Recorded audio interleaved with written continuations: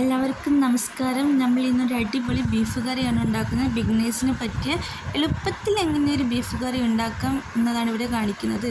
ആദ്യം തന്നെ നമുക്കൊരു കുക്കർ അടുപ്പത്ത് വെക്കുക. അതിലാവശ്യത്തിന് വെളിച്ചെണ്ണ ഒഴിച്ച് വെളിച്ചെണ്ണ ചൂടായതിനു ശേഷം ഉലുവ ഇടുക.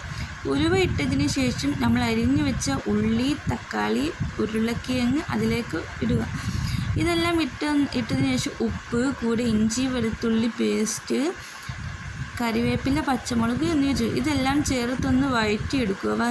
വഴറ്റി വന്നതിന് ശേഷം അതിലേക്ക് മഞ്ഞൾപ്പൊടി, മുളക് പൊടി, മല്ലിപ്പൊടി, ഗരം മസാല, ബീഫ് മസാല എന്നിവയെല്ലാം ഇട്ട് മൂപ്പിക്കുക.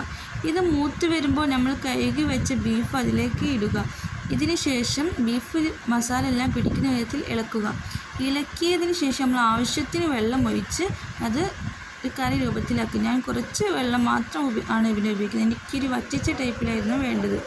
നിങ്ങളുടെ ആവശ്യത്തിന് വെള്ളം ഒഴിക്കുക. കൂടെ കുക്കർ മൂടി വെക്കുക.